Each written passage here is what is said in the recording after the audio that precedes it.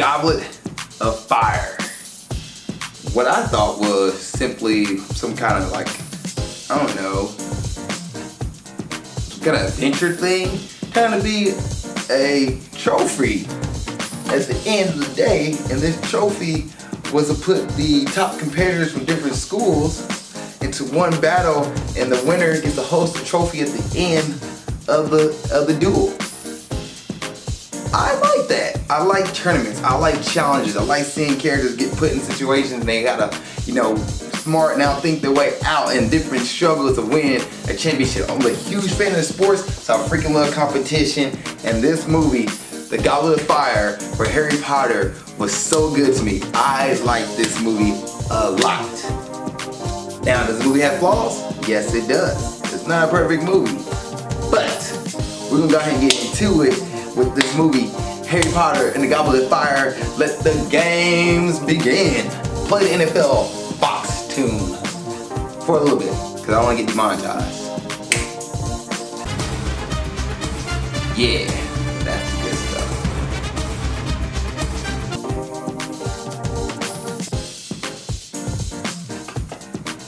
What's up, world? Welcome to another episode of Movie Breakdowns. I'm your host, Zakka. So what is Movie Breakdown? It's a movie review series. We look at new and old movies, give them a grade, A through F, plus and minuses do count. If there's a movie you want me to watch, put it in the comment section and let me know. I'll try to get to it as best I can. And thank you guys so much. I appreciate all your guys' support and love. I appreciate the comments. I appreciate everything. Even on the movies you guys love that I'm not a fan of, even the movies you guys hate that I'm a fan of, I love it all. So thank you so much. Please subscribe. Please keep doing what you guys do. I appreciate it. I love you guys. Thank you so much. And lastly, I have a Patreon. On my Patreon, you guys can pay and get stuff up front. You can get movie requests up front. I'll stop all my projects, get to it as best I can. I get to it immediately as best I can. I will find that movie, hunt it down, and watch it. Also, on top of that, you get trailer reactions, trailer reviews, first thoughts on movies, all that good stuff. I appreciate it. Thank you guys so much. Now let's get into Harry Potter and the Goblet of Fire. The Ring of Fire! I know that's dog Nemo, guys, but that went through my mind. But, yeah, I enjoyed this movie. My first thoughts on this movie, I enjoyed this movie. Like, it started off differently than the other Harry Potter movies, because the Harry Potter movies been falling like some kind of trope, and you've seen it over and over again. Harry Potter wakes up at home, he goes to Hogwarts, something happened in Hogwarts, and then, we go to the classes he learn a lesson about something that plays out in the end, or Dumbledore tells him something that shows up in the end, or some teacher gives him some kind of advice that shows up in the end of the movie, epic battle, or some gigantic moment, and then the movie ends. Right? Everything's all right and rain, and the movie ends. Good guys triumph, yada yada. So in this one, it's not like that. It's one of the different beats. So the movie opens up with a vision that Harry Potter's having, where you see this old man is like seeing Voldemort, and two of his lackeys talk to Voldemort, and he's like, what is going on here? And he wakes up kind of like in a nightmare. And throughout the movie, he keeps getting this nightmare, he keeps getting his dreams, and like trying to figure out what is going on. Is Voldemort hunting him down? He knows he's back, but how he got this connection with his wavelength? So he's constantly like keeps seeing his visions over and over again, but in the same time, he somehow got tossed into a competition. So the school has a new Defense Against Dark Arts teacher. Every movie has a new one for some reason. It's another thing I'm starting to notice. Every movie has a new one. And this year's new one is Alistair Mad Eye Moody. Which, when I thought his name, Alistair, and Mad Eye, I immediately thought of Alistair Black from WWE. Like, yes, for you wrestling fans out there, that's what I thought of. But anyway, I need to play the Alistair Black theme song with Mad Eye Moody, because it's so perfect right now.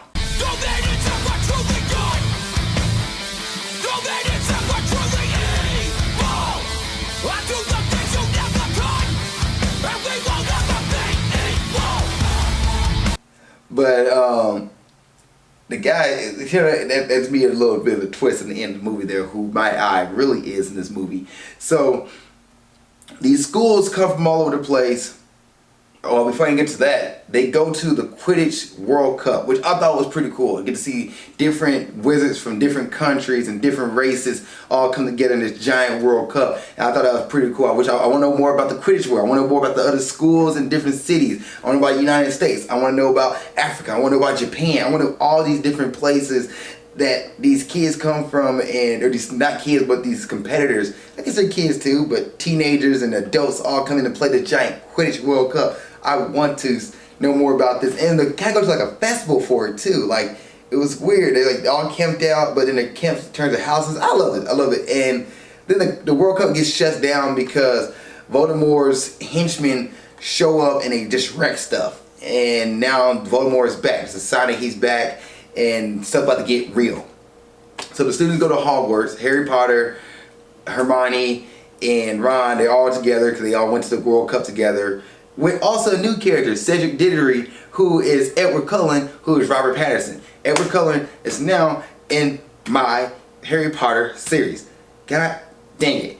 He didn't glow in the light though. I was expecting to glow, he didn't. Which, once again, I get it guys. Harry Potter's before Twilight, so I know. I just like the idea that Robert Pattinson, Edward Cullen is in this movie. Which, he was there to me, and also he's a Hufflepuff, represent, because I'm Hufflepuff. But he was there to me in the movie, and he was just like another character we got introduced. I didn't really know much about him. Also, Lucius and Draco are also at the World Cup thing. They talk some crap to Harry, which Lucius is there, so you know the Dark Lord is not that far around and not that far behind kind of thing, and that's how the people attack, because Lucius is there, so his people, he's like one of the leaders of Voldemort's group. So they attack the World Cup. So the students go back to school, and this year is the tournament for the Goblet of Fire, and the different schools come in. You have like the sorority girls school, all girls school, and they kind of remind me of sorority girls. You have the all guys school, who for some reason remind me of the Russians, which, yeah, okay, sure, we'll go with that. Like, J.K. Rowling picked her group, and she knew exactly who she was picking when she did these characters. But yeah, okay, sure. The girl who gets put into from the girls' school, who gets chosen to be the representative, her name is, and she's not really a memorable character. Let me see if I can get her name real quick. Fleur Delacour, F-L-E-U-R, Fleur? Is it Flower? Fleur Delacour. She is played by Clemence Posey. She is the girl representative of the school that she's from. And then you have Victor Krum, who is played by Stanislav Yevaniski. I'm sorry, bro, I messed your name up. But he is the representative of the all guys school, and he's also like one of the top Quidditch players in the world. So just so happened that he happened to be as well the guy that represented his school. And then representing Hogwarts is Cedric Diggory. And from what we thought, it would just be Cedric. We get another guy, and there's only going to be 3 people, but now we got a 4th, and that's Harry Potter. Harry Potter gets put into the cup somehow, and by the way, nobody under the age of 17 or under the age of 16, I believe, can be put into this cup. So they're kids at this age, they're 14. They shouldn't be allowed to go into the cup, but somehow Harry Potter got his name into the cup. So because his name is in the cup, the rules state that you have, and you get drawn, you have to compete. Now, my issue with this, and this is what I was saying while I was watching this movie, I was like, this is Harry Potter. This is the kid that survived Voldemort. This is the kid that saved Hogwarts on not 1, but 2 occasions. This is the kid who fought the Dementors all, and nobody knows this stuff, and nobody knows this stuff. Nobody's talking about this stuff. People have seen Harry Potter in work. People have seen Harry Potter in action. So you're telling me that not one person has vouched for Harry Potter at this point, and know that crap happens to him. I'm about to say shit. I just said it. Forget it. Shit happens to Harry Potter. It happens. Okay? At this point, I wouldn't be surprised. Like, Dumbledore looked surprised AF. Snape looked surprised AF. McGonagall looked surprised AF. Everybody was surprised and shocked. At this point, everybody at Hogwarts should be like, you know what, Harry? I'm sorry for you, man. Stuff keep happening to you. As Harry Potter, I'd be like, why me? Why does this keep happening to me? Like, I had this issue before I came, and now I'm here, and now stuff is keep happening to me. Look at me. I'm Harry Potter. Like, they got done selecting all three of the people, and they about to cheer and get ready, and then the cup lit up one more time and shot out Harry Potter's name. One, who the heck shot out Harry Potter's name? How did that happen? It does get answered in the end, but I've been like, guys, I'm sorry, it wasn't me. Like, Harry Potter didn't want to stand up. Dumbledore yells at Harry Potter, Harry Potter? Harry Potter! And Harry stands up and goes, okay, and walks up. And my friend, she's like, well, they was all shocked. My butt, they shocked in the moment. Dumbledore should be right there in the moment. Harry, how did this happen? Let's break it down. Harry be like, hey guys, it wasn't me. I didn't put my name in there. I'm too young. I can't walk past the line. The age circle kick people out. I have no idea how this happened. I don't know. I didn't do any magic. I'm innocent. Innocent. He didn't. He just got up and like, I guess I'll walk up there. I guess I'll take my spot next to everybody. And all the other kids are mad at Harry. All the other kids are mad at him because they're like, how does dude cheat to get in here? And Harry Potter like should just say like, it wasn't me, guys. It wasn't me. Ron was super upset at Harry and didn't talk to him for like a good few days, which is really ignorant of Ron because Ron's been around Harry. Ron knows that stuff happens to Harry. Stuff happens to Harry Potter. So he shouldn't be like, I'm not gonna talk to you, Harry. You're not my best friend. And then they dispute everything after the first challenge, which is you have to get a dragon egg from a dragon. And now I do like this because it breaks it down. Like you listen to each person go through, and Harry's the last person to get up there and try to fight the dragon. They go all over the place. They fight all over like Hogwarts, and Harry was able to finally get the dragon egg and like got everybody's admiration and respect back. People like, oh my gosh, hi Harry, hi Harry. These girls are trying to talk to Harry. Now Harry's an awkward little kid. The dude don't know what he's doing. So I do like how J.K. Rowling wrote Harry that way. Like he went to like this dance, which this is probably one of the worst parts of the movie for me. And all the movies are long. I do want to mention that. So just bear witness that. But one of the worst parts of the movie is the dance. And the dance is really supposed to set up Hermione and Ron's like love connection, their romance for each other. I get that. I see why that's important, but really it's not necessary in this movie, especially in the middle part of this movie. It's like, and you need to drop off like up and downs in movies. I get that. Like you get the high point, you need to come down a little bit before you go back up. But it dropped you off so much that you almost forgot about the first part of the movie being about the Goblet of Fire. Like I was completely like, oh yeah, this is a thing that's going on right now. They're trying to get girls to go to the dance and do the dance and all this stuff. And Victor took Hermione to the dance, and Ron's jealous, and two girls goes with Harry because Harry didn't get the girl that he wanted to ask and stuff like that. Like, and then Longbottom, I believe his name was Longbottom. Let me see, not Longbottom. Yeah, Neville Longbottom kind of makes more of an appearance in this movie. He's more around. You see him doing more things besides just the friend who's kind of got frozen in the first movie. Like he's actually like learning how to dance like that and took a girl to dance. So you can see his little character reaction. But anyway, the dance was really unnecessary to me in this movie. It was kind of pointless. It didn't really build up anybody besides Ron and Hermione's relationship there. But nobody else, like, you don't really get to know about Victor. You don't get to know about Cedric. You don't get to know about Flair. Like, none of them are really brought up. Hagrid has a moment with his lady, but they're like, why do we care about them? It really just, it's just there.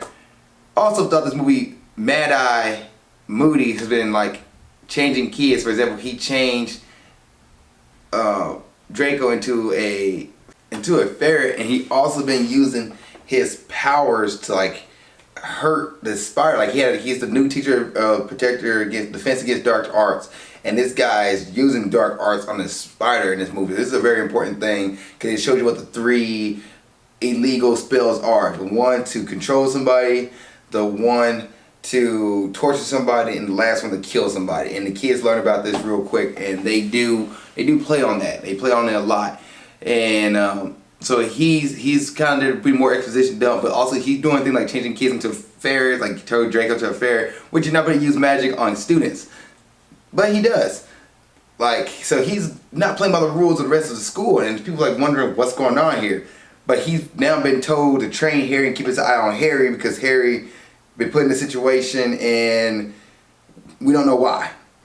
So you got that stuff going on, and that was the torture scene with the spider was before the first challenge, and then you got a lot more stuff going on. I do like the artwork in this movie, like the artwork on the mirror and the windows and stuff like that. Like you see different things. I do like that. It's kind of neat. So this movie has a lot of stuff going on with the display and all that stuff. So it's pretty neat there. But anyway, so a big lull, a lot of missed stuff going on here. You don't really care. Like, to me, it just didn't matter. It didn't matter.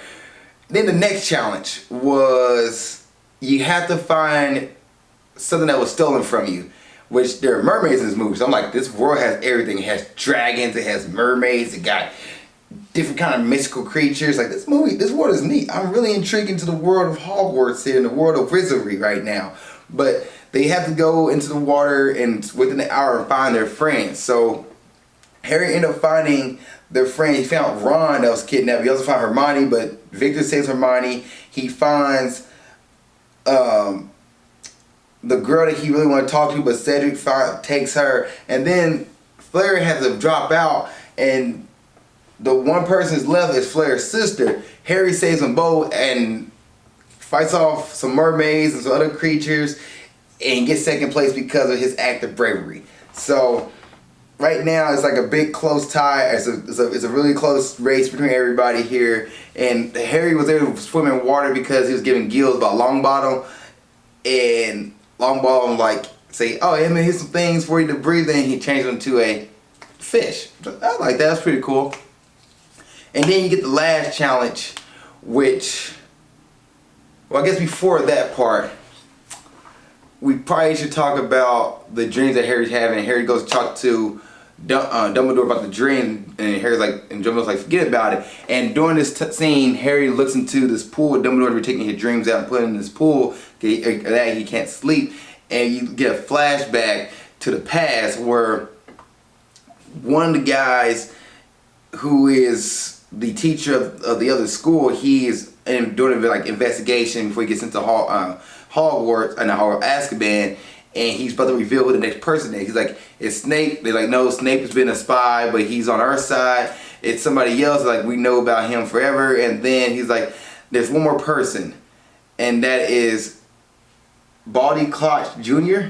Yeah, Barty Crouch Jr. Who Barty Crouch is in this movie. He actually the father gets killed in this movie, and we don't know why, but he does, and we find out why later. But the son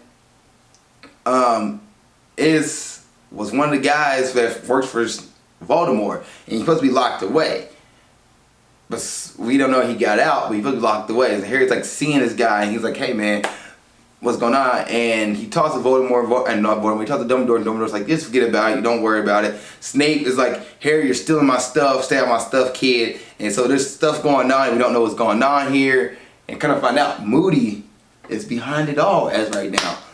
But the last challenge is a maze challenge. You gotta go through this maze and find the cup at the end of the maze, or in the middle of the maze, and while you're looking for the cup, the maze will try to attack you and stuff like that and put you underneath spells, or capture you. It captured Flair, it turns Victor, he's like mesmerized or hypnotized, whatever the case may be, so he's attacking Didgery. And then Didgery, who I think is under a spell, because it's the first time I've seen him act this way. He's been chill the whole movie, but now he's like fighting Harry, running with Harry, pushing Harry, and then he gets kidnapped or gets captured. Harry rescued him. Didgery like, hey dude, alright, well, thank you for saving me. You didn't have to come back for me. And Harry like, let's grab the cup together. So they grab the cup together and they get teleported to another section. Nobody else knows what's going on. And this made me think, I was like, you have this world of wizards and all this technology. Why don't you have a giant screen TV? Y'all should have like a giant screen TV up in the corner where you can watch everything's going on. Like that where people are not blindly going through stuff and say, you know, somebody's in trouble. Harry did put up a signal for Flair, but like you don't really know. Like put a giant TV screen up, put the TV up, like right there so everybody can see what's going on. Like people didn't know that Harry Potter fought the dragon all over Hogwarts. They should have put a TV screen up so people been sitting there watching like, well, hope Harry comes back. That's a little gripe about that. But anyway, Harry and Didgery gets transported to with the grave, it looked like the grave of Voldemort. Like, okay, here's like, I've been here before. This is not a bad place. We need to get out of here as soon as possible. And before they can even move, Voldemort and his group shows up. Harry gets trapped to the statue. Cedric gets killed, and Voldemort returns. He was able to bring himself back to life with Harry Potter's blood, and then he pretty much implanted like he somehow connected himself to Harry through the scar, and then Harry and Voldemort getting a battle with each other. Like, they let Harry go. Harry's like, I'm setting up to you. Voldemort's like, let's fight. Let's do this, Harry.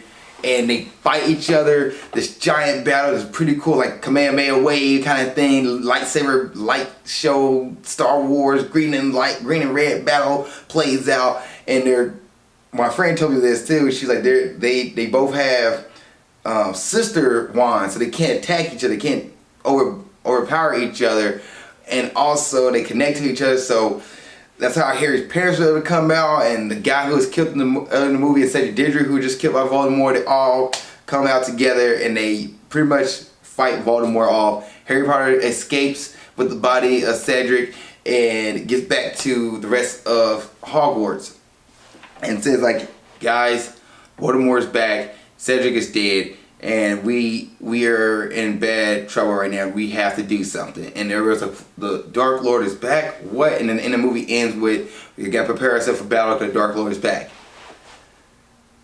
I like this movie, but it has some flaws. One of the biggest scraps I had with the movie was Cedric Diggory. He dies. I don't care. Like, he didn't really have a part in the movie. Like, he was there at the beginning, he was there in a little bit when Harry talked to him, and then he competed against Harry a lot, but you don't get to see, like, I have no idea how he feels about everything. I have no idea what he knows what's going on. Like, I really do not know anything about him. I couldn't get attached to him in this movie. And if you could have brought in Cedric maybe in the second movie and have him be a part of the third movie, and then he died, I'd probably been like, no, not Cedric. But the fact I didn't really know much about him, it was just like, okay. And they're like, well, you get more about him in the books. I get that. But also, like I said before, I don't want to read the journey. I want to watch the journey. So, shout out to Mighty Keith. So, I didn't really get attached to him. He dies, but Harry had this great attachment to him. I didn't know that. And I get it. They made each other during the summertime and stuff like that, so I could see it. But to me, it just didn't really click like that to me. Heck, even at the World Cup when they was there together, Cedric really didn't interact with Harry like that. Like, it to me just didn't really connect. And then of course the dance and the ball, I didn't really care less for that. Like, I literally liked the battles and everything, but that stuff just didn't. Yeah. Nope. Alright, let's get into characters. Harry Potter, played by Daniel Radcliffe. Great. He's also the same Harry Potter again. He's a Harry Potter from the first and second movie. Not the one from the third, but the first and second movie. He was great in this movie. I liked him. I like them all. You know, Rupert Grint as Ron, Emma Watson as Hermione Granger. Like, they're all good. They're all good. I need to go down the list again, you know, with good old Michael Gavin as Dumbledore, Maggie Smith and McGonagall, Alan Rickman as Snape. Like, they're all good. They're all good characters. Brendan Gleeson, which I didn't finish it off with his story. So in the end of the movie, I kept telling you how we were talking about how you learn about everything. Where Brendan Gleeson is played by Alistair Mad Eye Moody, but he's actually been taken over by Brody Crouch Jr. So Harry finds out after they tell Dumbledore's back, he's talking to Mad Eye and like, what's going on? And Mad Eye's like, start saying some stuff to Harry. And Harry's like, how do you know where I was at? How do you know I was in the graveyard? How do you know how what's name died? Oh shoot. And then he transformed. He was about to attack Harry, and then Dumbledore and them rush in, and they put him down, and he transformed back into himself, which is Barty Crouch Jr., who played by David Tennant. I did not see that coming. I was like, really? I thought Mad Eye was working for him, but no, Mad Eye was trapped in the bottom of this chest, just sitting there like he was yelling out the whole movie, like, I'm down here, help me, help me. And they rescue him. And throughout the movie, Mad Eye is drinking this juice. And I thought it was alcohol, but it's actually a potion to keep Brody Crouch Jr. as Mad Eye. So he wouldn't transform back into himself. And since he ran out of the juice, he started transforming back into himself. And I thought that was a neat little twist there. I liked that. And I'm kind of disappointed because it means Mad Eye wasn't as crazy as he was in the beginning of the movie. Like, he wasn't, like, the real character is not as crazy as he is in this movie. And I was like, oh, I'm kind of disappointed it's not the same crazy guy. But I like that. I like that little twist there. So he ended up he killed his father in this movie. Brody Crouch Jr. killed his father as Mad Eye. And the reason why he's attacking people and showing these different things that Mad Eye wouldn't do is because he was a bad guy. He was a bad guy from the jump. He was Brody Crouch Jr. Which is weird because he's helping Harry Potter out so he can get to Voldemort, so Voldemort can come back. And I do like that he was using a good guy to help out the good guy. Normally I was like, why is the bad guy helping the good guy out? He did this so Voldemort can come back. So Voldemort is back. You have this epic battle, which I was surprised that Voldemort came back in this movie, by the way. I thought Voldemort would come back at least like towards the end, maybe number 7, 6. Maybe 6. I didn't expect him to come back in number 4. So I'm down with this. Let's go. Lucius Malfoy, played by Jason Isaac. He's in here. He is like not the right-hand man to Voldemort, but he is definitely a big piece of Voldemort's crew. And he shows up. Draco Malfoy, who played by Tom Felton. Well, he did great, but once again, I'm disappointed in this character. I'm really disappointed in this character. I hope we get some more development with him, because I really wish him to be like the anti-Potter. I want him to be like the Venom to Spider-Man, the Vegeta to Goku, you know? Not to Deku. I can't think of the guy from My Hero Academia, to Deku. Bako.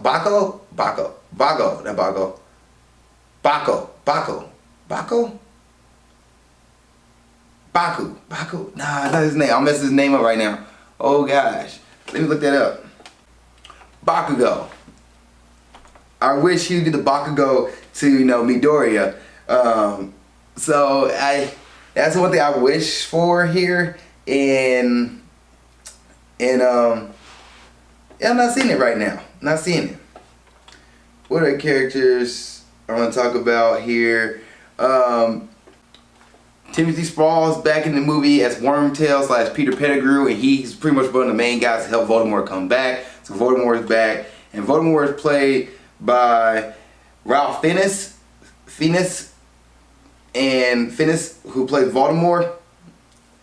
And I'm like, dude, this dude, he's good. I like this dude. I'm excited to see what's more about him. I really want this guy to be more of a character, more of a threat. So I'm really curious to see what's going on. Besides just the evil bad guy, I want to know more about Voldemort at this point. Robert Coltrane, who played Hagrid, great. And that's pretty much it as far as characters. Everybody else, you have you have Ron's dad, who started to play a little bigger role in this series. Mr. Weasley started playing a little bit role in the series, but he's not there to be really like, okay, this guy is the SHIT, the sugar honey iced tea right now. So we haven't got more of him yet, but yeah, I like this. So in this movie, I do like the music. The music looks great. The acting is great. The design, the CGI is great. This movie came out in the year of 2005, so 1 year after the Prisoner of Azkaban. This one came out the following year, and it's great. I enjoyed everything about this movie. Besides that, the down part there where like the ballroom party and everything else, like that's not the Goblet of Fire, I didn't really enjoy. But everything else, the Goblet of Fire and the reveal of Voldemort and the epic battle and the ending of it and the twist at the end, freaking love it. In which all these movies are doing that too. They all don't have a twist. I should have expected it, but I didn't see it coming. But yeah, I thoroughly enjoyed this movie. Is this a Friday night movie? Yes. Watch it with your friends and family. Now, grading time. I'm going to grade Harry Potter and the Goblet of Fire a solid B. This movie, I enjoy this movie. It's a fun movie to watch. The low time in the middle is kind of bad, drags out, and there's a few things you're questioning about in this movie. But other than that, the main battle in the end, the the struggle that Harry Potter go through, and I like this movie. I like this movie a lot. It's a great movie. I enjoy this. I give it a B. If you've seen Harry Potter and the Goblet of Fire, what did you think? Please put it in the comment section below. Here's your thoughts. Thank you guys for watching this series of movie breakdowns. I appreciate you guys so much. Thanks for watching the episode. Please subscribe. See y'all on the next episode. And keep being awesome. Thank you guys for watching this episode. I really appreciate it. Please like, share, subscribe, and tell a friend about my series. Tell a friend about Grind Towards Success. Tell a friend about the movie breakdown series. If you really like these episodes, I really appreciate it. It means so much to me. It means so much. I can't tell you how much it means. Like it's like I'll be really grateful you just told a friend and share and subscribe to the series. And thank you guys for watching this. Also, if you want to follow my journey outside of YouTube or Facebook, you can go to my Instagram page and you can follow me on my Instagram page at Ali_Zakka. It's right here. Put it right here in my face. That way you're like, where's his face at? Well, it's right behind the Instagram logo. Yeah, but you can follow me on my Instagram page. And also, if you want another episode of Grind Towards Success or movie breakdowns, you can watch the episode of Grind Towards Success right here. You can watch the last episode of movie breakdowns right there. Thank you guys for watching. I really appreciate it. See you guys next time. Keep being awesome.